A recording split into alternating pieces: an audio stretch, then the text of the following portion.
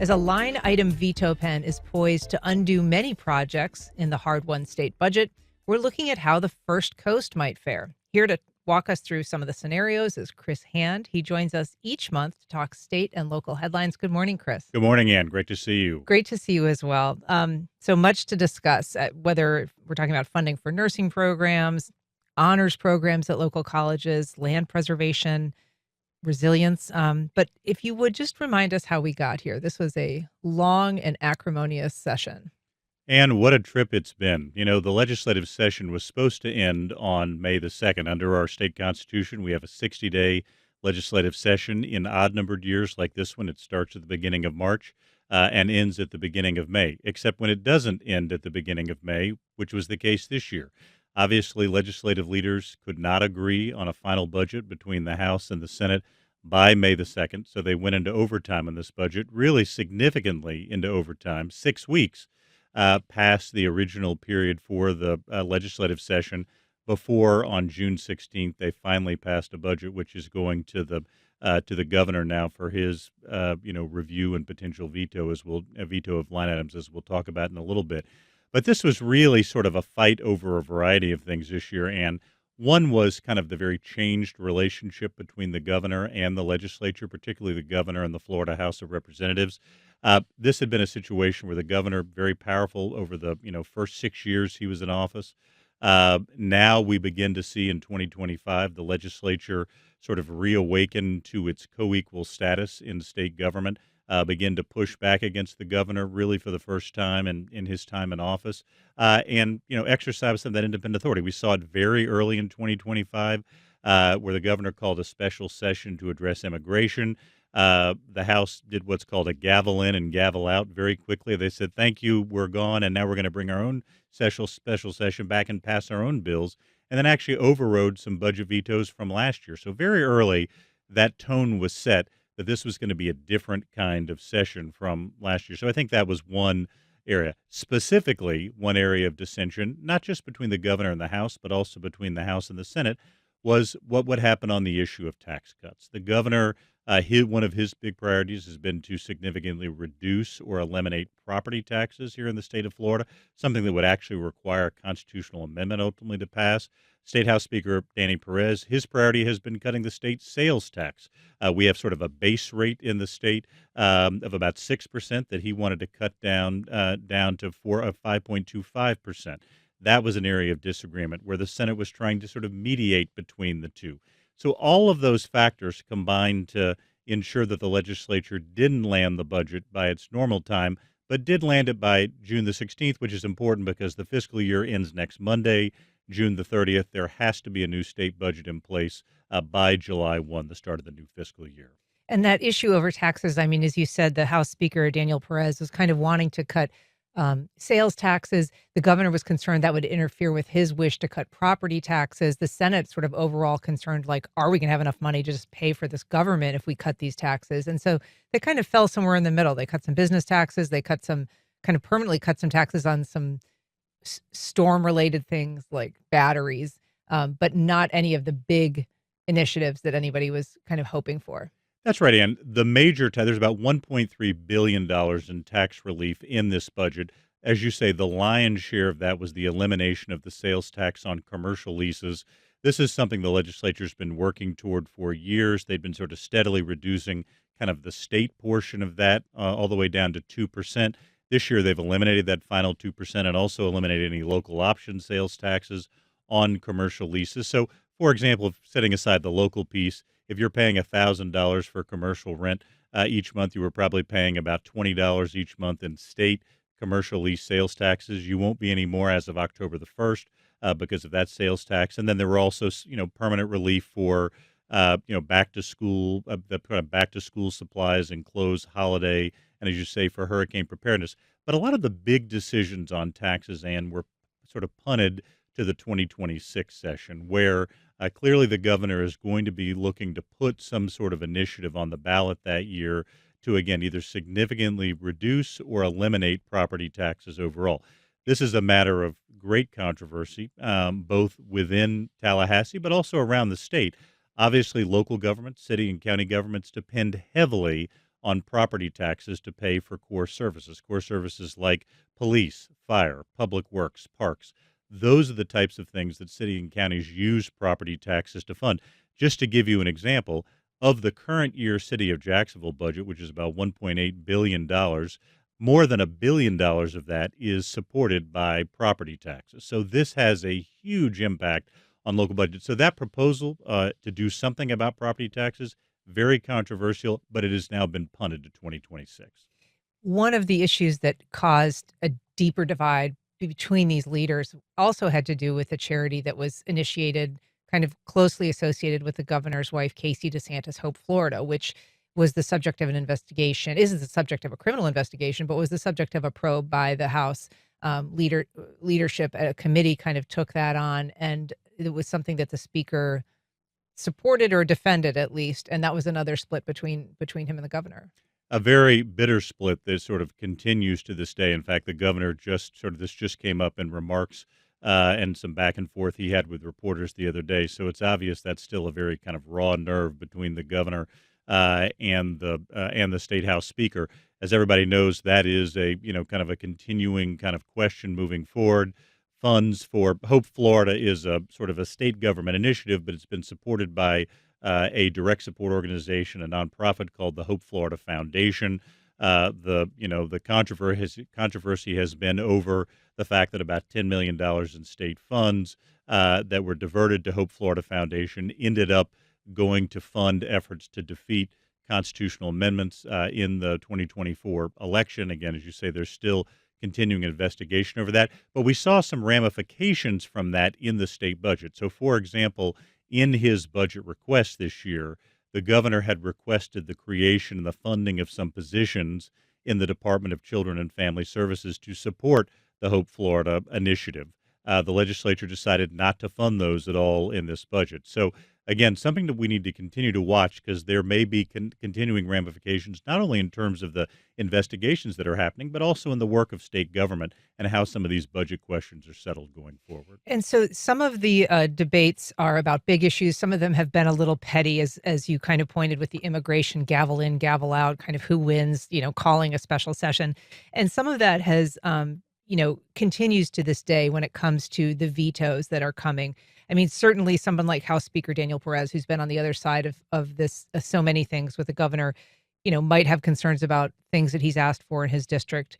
But the governor now saying that he wants to veto at least $500 million from this budget, kind of going back and forth with Perez in the last week or so, saying, well, Perez has said that the budget is less than it was last year. He's kind of saying it's a smaller budget than what the governor asked for by about 500 million. And now the governor's saying, well, 500 million is now his target to perhaps veto. I think his quote was, if some of the House leadership is saying that we're spending too much or whatever, then don't I have to take at least 500 million off to get under what I recommended? And so kind of a little tit for tat in terms of trying to bring this budget in at a place they can both take some credit for. And I think where we are is probably best expressed by a song from a musical. Anything you can do, I can do better. That's sort of where I think Danny Perez and Ron DeSantis are right now. Governor DeSantis came in with a budget this year with that was $115.6 billion. The final budget is $500 million less than that, $115.1 billion. Now the governor said, well, at least I need to then kind of lower it by another $500 million. I actually expect his veto pen to be even heavier than $500 million. I would not be surprised, as has been the case in previous years, if it was closer to $1 billion that he vetoes from the state budget. As you sort of alluded to, I think it would not be surprising if some of those vetoes fall on State House of Representative priorities. So, for people who are tracking in particular projects to kind of figure out which ones might get the veto pen, I think House member projects is an area where one might want to pay attention, given the sort of the rift between the governor and the House of Representatives. But also, each year there's a taxpayer advocacy organization called Florida Tax Watch that releases each year what they call their list of budget turkeys, and by that they mean projects that really haven't gone through the normal kind of appropriations process but end up in the budget. They've got more than $400 million in projects they've identified on their list this year. that is often an area where governors look in making vetoes. So, again, the state budget takes effect on July 1st. I expect the governor to act between now and then. To be as specific as possible, I would guess this occurs probably either on Friday or on Monday, but I would expect probably more than $500 million of vetoes when the governor's had his chance to review the budget. And Monday, essentially the deadline to kind of make those decisions. And That's right. The way the budget's written, it says, technically it becomes law whenever the governor signs the budget or July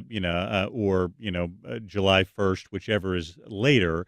But if it happens after July 1st, the budget's retroactive to July 1. So effectively, either way, the budget will take effect on July 1. But I expect the governor to act before July 1. all right. Well, I do want to get into some local recommendations, but if you're just joining us, we're talking to Chris Hand about state budget proposals and still possible funding vetoes. We welcome your calls, comments, or questions, and you can reach us at 904-549-2937. You can also email us at firstcoastconnect@wjct.org, or you can reach out on Instagram, X, or Facebook at FCC On Air. So some of the things that we're talking about, you noted the last year the governor vetoed about almost $1 billion, $950 million from the budget, including 50 First Coast projects that totaled about 70 million. So let's look at some of the things that did get funded so far and kind of how those might fare in the hours and days ahead. One thing that caught my eye that I thought was interesting, a classical academy funding. They got a gym funded. That is a local charter school that's in Mixontown. In that area. They got $3 million, and I'm curious about that because there was another classical academy, Duval Cornerstone Classical Academy, also got $750,000 for a turf field, another athletic field. And this kind of comes on a controversy that the city council had a couple of years back, where they also funded a gym for a classical academy charter school. Now that one I think is going to be split in terms of having some public access. But what is are we seeing any trends in terms of funding for these schools that are somewhat function under the public school system, but are also often for profit? They're privately operated and not traditional public schools. Well, I think it's sort of in keeping with, kind of a general trend in kind of state education policy, and which is to fund more, obviously, than just traditional public schools. Something else that was in the budget beyond, I mean, as you're correctly pointing out, there is $3 million in the budget for that gym at Jacksonville Classical Academy, but there's even a bigger expenditure in the budget of $4 billion for the state's voucher, or, what they call Florida Empowerment Scholarship Program that allows any family to take scholarship money and use that at a private or a parochial school in the state of Florida. So I think all of this is in keeping with what the state of Florida, direction in which it's moved in recent years, is to provide additional funding for schools that are not sort of traditional public schools. Now, of course, this tends to be a zero-sum game. There's only a finite kind of pot of money in the budget. So obviously something that draws concern and some controversy among kind of supporters of the traditional public schools. And we are seeing around the state, school systems in all 67 counties dealing with a variety of funding challenges, having to kind of cut their budgets and deal with some of these issues, partially because of some of these funding transitions that have occurred.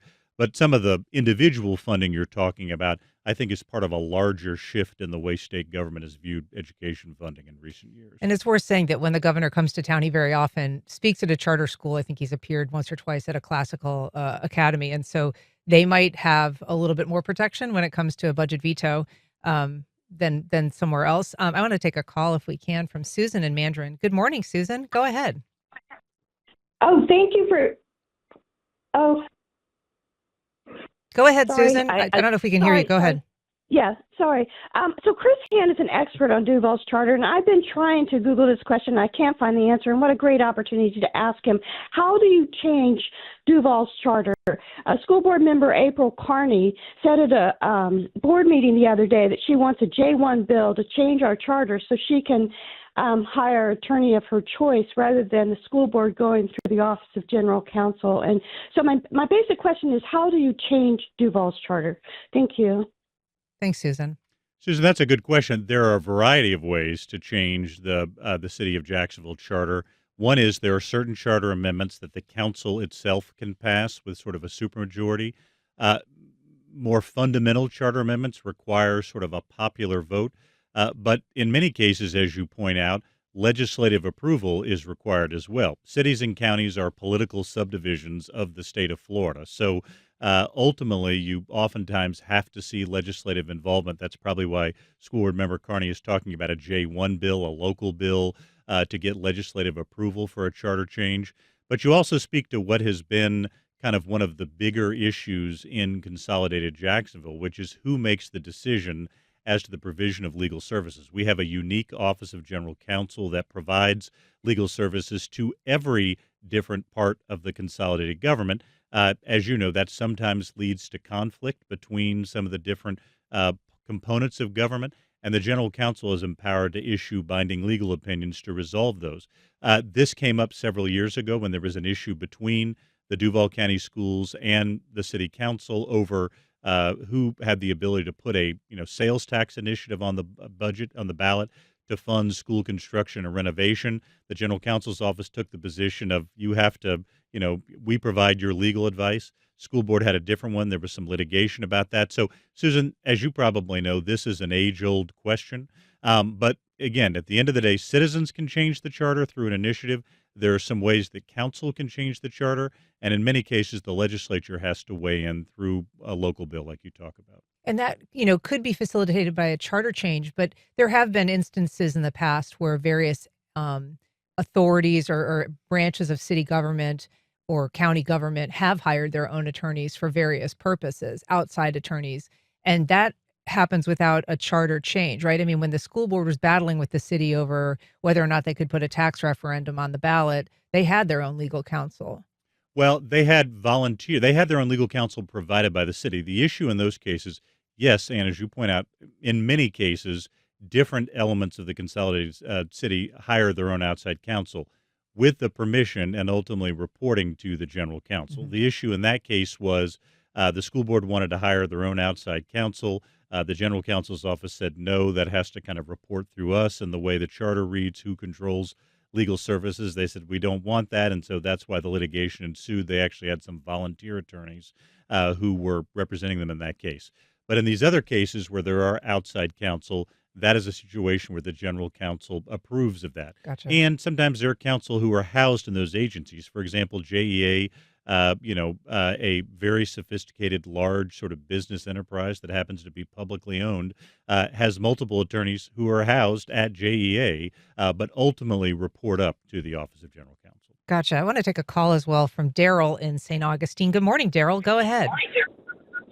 Good morning, Ann. Good morning, Mr. Hand.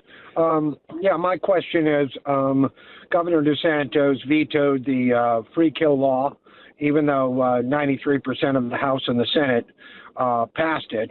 So that makes it about, I think, 5 senators and 4 House representatives voted to keep it, and 139 voted to pass it. And DeSantis went against those 139, didn't seem to care what the representatives thought. But do you have any insight as to why the House and Senate didn't do a veto override with such a dominant support for it?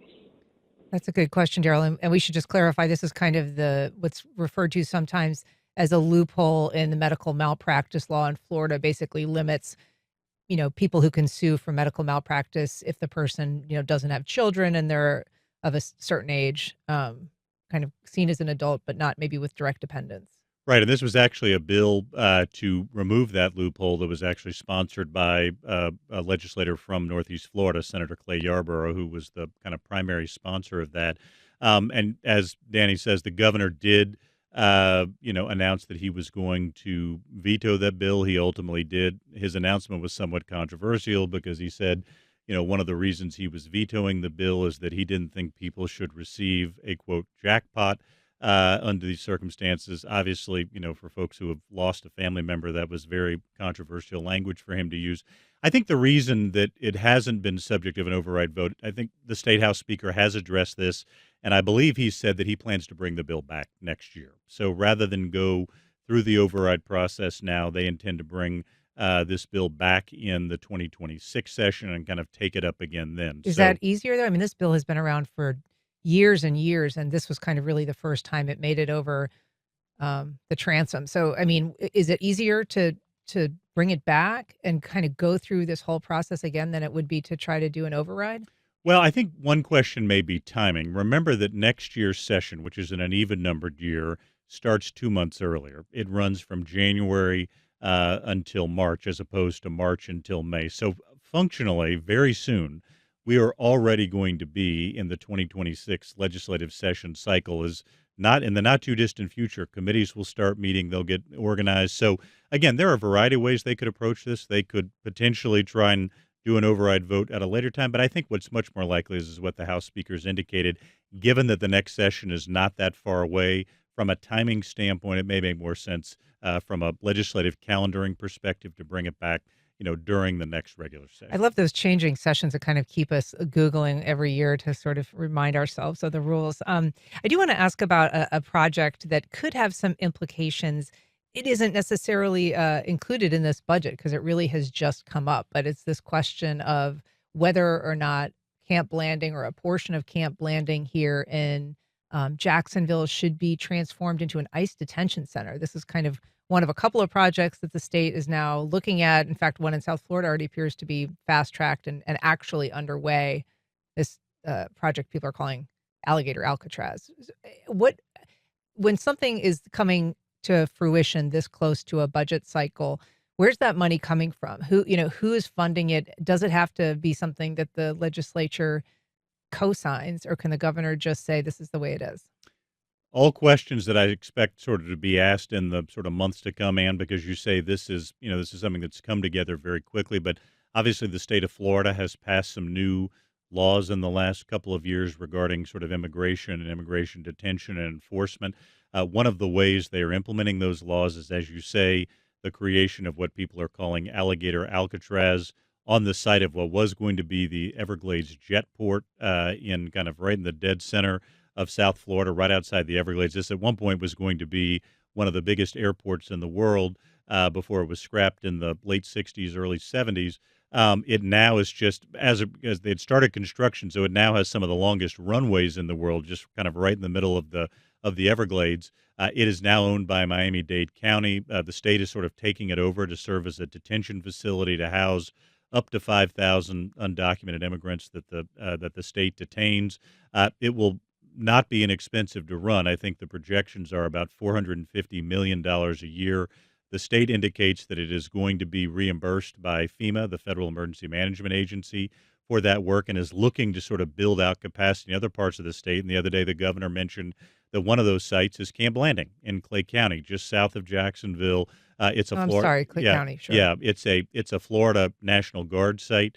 That again would they would potentially put temporary sites in there. We don't know anything about what that cost would be or what that would look like. But again, what the governor has emphasized is that he says he's gotten a commitment from the federal government to reimburse at least for the South Florida site. As for some of these other sites, that seems less clear at this point as to whether or not there is a federal commitment to reimburse the state for any funding. And so, I mean, there is already a ICE detention facility. The Department of Homeland Security contracts with Baker County's jail, and that's typically where those inmates go when they're waiting some sort of processing by the federal government. So this would be in addition to that, and perhaps even competing with it. We don't know, whether federal money would be available, but I mean, Camp Landing is an interesting proposal. It actually, some people will know, used to house POWs back in World War II. And so it has some history in terms of being used, to detain people. And it sounds like the Florida National Guard is sort of on board with the idea of apportioning some part of that facility for a detention facility. But another military facility, Cecil Field in West Jacksonville, was years ago, when it was decommissioned, there was a discussion about should it become a prison? Should it become a maximum security prison? A lot of community outcry. I mean, would it be any different to have an ICE detention facility going into a former, active military base like Camp Landing? What would the community reaction be? Well, I think that'll be very interesting to track over time because, again, this idea just became public in the last few days that the state was considering this. Just for folks who, maybe not are not quite as familiar with Clay County, where Camp Blanding is located. Obviously, Orange Park is in the kind of north east side of Clay County. South from that is Green Cove Springs. Camp Blanding is sort of due west of Green Cove Springs, sort of between Middleburg in western Clay County and Keystone Heights, which is sort of further south in Clay County. So it's in a fairly unpopulated part of Clay County. Still, Clay County is one of the fastest growing counties in the state. This is not that far from where the Outer Beltway is kind of being constructed. There's a huge growth, new homes being constructed in Clay County. So I think it will be very interesting to track venues like the Clay County Commission and to sort of see what the reaction is there, and from individual cities like Middleburg, Keystone Heights, Penny Farms, another community that's right near there as well, to see what the reaction is in those cities and counties to this announcement, which again is very new, just became public in the last few days. Sure. We're talking to Chris Hand about state budget proposals, possible funding vetoes, and you can join our conversation on air by calling 904-549-2937. You can also email comments or questions to firstcoastconnect@wjct.org. One thing that did earn some funding in this budget, and the outcome, again, with the vetoes pending unclear, is the seawall in Fernandina Beach. It's a very significant project for that downtown historic district, which is very prone to flooding from the Amelia River during high tides and heavy rainstorms. So this would be a $4 million allocation. And it is just a portion of what's needed for this, almost $20 million project, but it's a piecemeal thing that they're building, and some of it has been constructed. So how has resiliency fared, generally speaking, when it comes to this governor and his veto pen? And what's your expectations for a project like this? Well, again, I think governors go through a lot of levels of analysis, and we talked earlier about some of the back and forth between the governor and the House, but I think there are other lenses that a governor uses often when trying to make a decision about budget vetoes. One is, does this project have some broader significance, whether that's for a region or for the entire state, or is it purely local? Or is it consistent with kind of other goals that we've had? I mean, the state has funded a variety of sort of resilience and other, projects over the years. So I don't know that this one would be seen as inconsistent with that.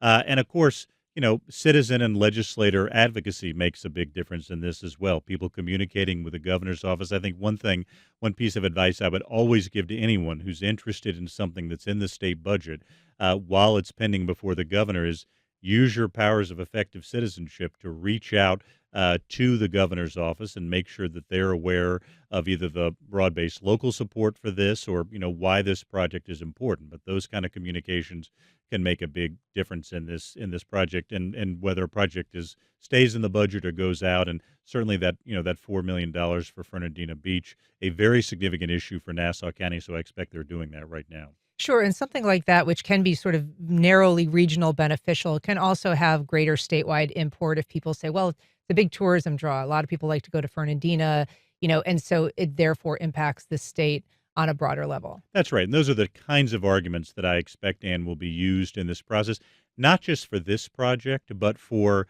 a variety of other projects as well. So I think, again, it's really important to the extent citizens or local leaders want to try and keep their particular appropriation in the budget. Now is definitely the time to be communicating with the governor's office to make sure they understand the importance of that project and why it should escape his veto pen going forward. This is not a time for anyone who's interested in a project to just sort of sit back and wait and hope for the best. Those sorts of communications can be really important. Yeah, and one project that is commanding those messages on both sides, supporters and opponents, is the future of the Rodman Reservoir, sometimes the Rodman Dam. It's actually the Kirkpatrick Dam, but it's a damming of the Ocklawaha River. It was supposed to be part of this cross Florida barge canal, and it was an essential piece, and then that project was abandoned, sort of like the airstrip down in the Everglades. There's kind of a little theme there sometimes in Florida. They're both of the same vintage. I mean, both happened in the kind of late 60s, early 70s. The federal government had authorized what's called the Cross Florida Barge Canal. You can actually still see that if you drive over State Road 19 in Putnam County. See where the state sort of cut through that barge canal that was going to connect the East Coast to the West Coast of Florida. Project was not finished. It was canceled by President Nixon in 1971, but the remnants of it remain. And one of those remnants is the Rodman Reservoir, the Kirkpatrick Dam, right there in Putnam County. And as you say, Ann, this has been a source of fierce debate over the years, with a variety of people, opposing and supporting the continued existence of the dam. I remember when I worked for Senator Bob Graham in the 1990s in Washington, the debate raged. Senator Graham at one point made a trip down there to sort of hear from both sides of the issue.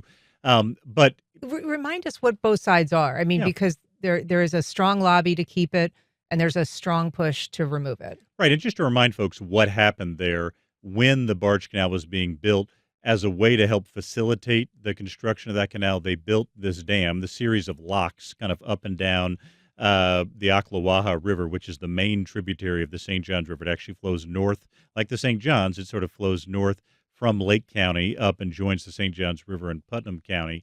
But the series of locks that were put in, and the Rodman Dam is part of that, to kind of stop the natural flow of the Ocklawaha River. Over time, that has developed into what Putnam County officials say is an economic engine, the bass fishing industry, recreational sport fishing, those sorts of things, tourism. Folks who are kind of supportive of that have said that we should keep the dam in place because otherwise it would kind of deprive Putnam County of an economic engine.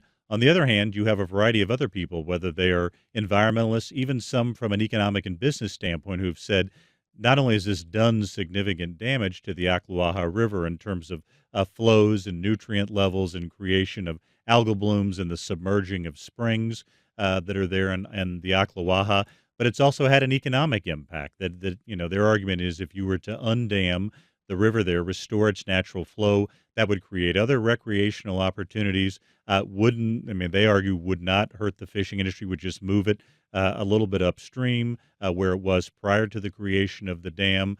And both sides have sort of come out with studies which sort of show, which kind of help to support their position. So it's been a debate that's been raging for a long time. And what this appropriation would does, and again, this isn't necessarily a partisan thing because the main sponsor of this is State Senator Jason Brodeur from Central Florida. He's a Republican, who has said that he believes undamming of the river would have both economic and environmental benefits. And so we'll have to see kind of what the governor ultimately does this year. Last year, there was a $500,000 appropriation in the budget to study the status of the dam and whether it should be unblocked. That was vetoed.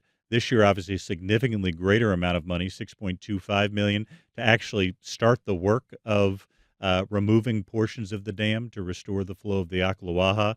We'll probably know in the next several days whether that is vetoed or not. But this would really be the first time that level of funding to actually remove this dam has made it into the budget. That would be a sea change in state policy, which for years, and again, you really do have, this is a situation where you have very interesting coalitions on both sides. The state senator for the area, Tom Leake, has come out against the appropriation. He's urging the governor to veto it. So is the Putnam County Commission. But you also have people like State Senator Brodeur from Central Florida, which is obviously the St. Johns River, flows north from there. So it's very much affected by what happens in Putnam County. You've got the environmental community, obviously championed by groups like the Florida Defenders of the Environment, was created by Marjorie Harris Carr, who was the main advocate who stopped the construction of the Cross Florida Barge Canal. You've got other political officials. The mayor of Palatka has come out in favor of this particular appropriation and wants the governor to keep that in the budget. So again, in that old saying that politics makes for strange bedfellows, there are some very interesting coalitions both for and against that. And I think it reflects the intensity of feeling that has existed for many years on the issue of what should the state of the Ocklawaha River be? What should the future of the Rodman Reservoir be? And we'll have some answers to that in the next several days. And another major environmental, funding question comes around the money for Florida Forever. This is a project that it was established specifically so that the state could go and acquire lands that were either threatened by development or just incredibly, special, unique places that were deserving of protection. And, that money, how it's spent, whether it's allocated has been, a big political hot potato for, as long as the program has existed. But this year is, basically a very small funding year. Lawmakers have cut from last year way, way back on the money that they've set aside for this land acquisition. So tell us what's happening with the Florida Forever funding. Well, let's go back a decade, Ann, to 2014, where voters actually passed a constitutional amendment to the ballot, the Florida Land and Water Conservation Amendment, which was supposed to ensure that a certain amount of funding each year went into this sort of land acquisition and preservation that you're talking about. A reaction to the fact that it kind of wasn't happening. Yeah, that's right. And so there was again, sort of a citizen-led movement to kind of help make that change. It was made part of the Florida Constitution, but there's been a lot of controversy about it since then in terms of how that amendment's been implemented by the legislature. As you say, some of that controversy continues to this year because the legislature's commitment to the Florida Forever program, which is one of those means of acquiring threatened lands, significantly less funding than in previous years as well. Look, you don't have to look back more than just several years ago when former State Senator Rob Bradley was the Senate Appropriations Chair, and he ensured that a record amount of funding was in the budget for land acquisition and preservation. Just a few years later, we're in a very different situation. So I think expect to see that continue to come up as an issue in the years to come, because that tends to be funding which is popular, tends to have support across partisan lines, but again, this year has been significantly reduced in the budget. Yeah, and so for the last several years since 2021, that fund has gotten at least $100 million every year. This year, just 18 million slated for it. But it also sort of signals a shift in perhaps the way of thinking, priorities of the legislature, because while they are not funding Florida Forever by much, they are funding $250 million to a program called the Rural and Family Lands Protection Program. And basically what that allows for is paying for something that's called a conservation easement on land that's either owned by farmers or ranchers. And so that's different. It is a way of conserving land, but tell us a little bit about how that might suggest just how we're thinking differently about ways to preserve land. Well, and I think that is probably somewhat in keeping with, the state Senate President Ben Albritton, who's from Wauchula, Florida, in West Florida, a very rural area. He is identified as one of his major priorities for the legislature, what he's calling the Rural Renaissance, which is a series of investments to kind of help boost economic development, quality of life in rural parts of Florida. That Rural Renaissance itself did not pass this year, but the appropriation you're talking about is very much aligned and in keeping with that overall approach. I would actually expect to see more of that funding, that sort of rural conservation easement funding in the future, particularly in the second year of Senator Albritton's time as Senate President, because I think it is very consistent with his overall approach to try and sort of help provide some additional kind of relief to rural areas through the state budget. And so one thing that does, as we said, is, it puts a conservation, basically a block on land. It preserves it so it's not subject to sprawl. It can't be turned later on into a giant community or some sort of development, but it doesn't make it public. And so that is, something that it keeps it in a private ownership. It doesn't provide access to the citizens of Florida. And so it's an expenditure that is one tool, but maybe one that doesn't necessarily provide all that some environmentalists want when it comes to keeping certain lands pristine. That's right. Well, look, the conservation ideal is to not just have property that is public and thus protected from development or other sort of threats to it, but also that the public has access to, right, that they can use. Anytime you're hiking in a state park or a state preserve or a water management district conservation area, those are all lands that have not only been preserved, but have also been opened up for public recreation and enjoyment. And that is ultimately the ideal. And I think what many of these programs were, designed to achieve when they were first put into place, whether that was Preservation 2000 back when kind of Jeb Bush was governor, which sort of evolved into Florida Forever. Preservation and public access tend to be. So you're right. That is a controversy about, some of these developments. We'll have to see going into future legislatures whether there is a kind of a renewed commitment to some of those programs, because again, they've been very popular, bipartisan over the years. And again, just in the several years ago, we had a situation where the legislature was putting record amounts into that program. So as the state enters what may be a tighter, more fiscally lean period, I think this will be one of those discussions we continue to have. How will the state fund land preservation? There is a constitutional amendment which says they're supposed to do that at certain levels, and so I think that debate will continue. Arts funding is another area that is maybe seeing a little bit of a seismic shift in terms of how the legislature thinks about who is going to get funding. And I want to ask you about that because last year the governor entirely slashed all of the state art grants 100%. He cut $32 million out of the budget. It really stunned arts organizations across the state. This year there is funding back a little bit more than was allocated last year, $39 million. But there's a change in the kinds of organizations that have been chosen by the legislature for funding. What has changed there? And I think part of the concern is, as you say, last year the governor vetoed every sort of arts and cultural project in the budget.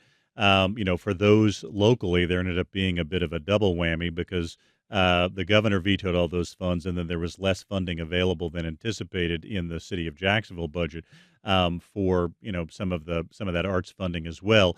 This year, while the legislature has put money in, had that's been allocated to sort of larger organizations, some of the smaller organizations that really count on that money don't seem to be included in some of this arts funding. From some of the initial analysis of the budget, again, we don't know if the governor will kind of repeat his overall veto approach. But I think from the perspective of arts organizations, the change that many of them are concerned about is that the legislature, in its process, has appropriated this to sort of larger organizations, which might be less dependent on this funding than some of the smaller arts organizations, which have really counted on it over time. And shifting to larger organizations that also might be a little less controversial in terms of the work that they produce. Because last year, one of the things that the governor cited when he zeroed out that funding was fringe festivals, things that he thought were promoting, messaging that he didn't agree with. And so this year's shift to larger, more established organizations might actually show a sort of a different set of priorities when it comes to the kind of arts programs that the state will fund. Well, and I think we have to think about this not just at the state level, but also at the federal level, where obviously there are significant reductions in funds and cultural grants and other things that might help organizations, and at the city and county level as well. We'll talk about this more next month, but I know city and county governments around the country and around the state are now dealing with very increasingly difficult budget situations. I think one very key issue to watch in the upcoming City of Jacksonville budget will be how does the mayor's office propose funding our cultural service grants here in the city of Jacksonville, particularly in light of whatever the governor does from a veto standpoint. That has become an important lifeline for arts and cultural organizations, so it will certainly be an issue to watch as the mayor proposes her budget in July. All right. Well, we will be talking next month about the city budget. But Chris, thanks so much for helping us break down the state budget. We love seeing you. Great to see you as always, Ann. Thank you. All right. Great.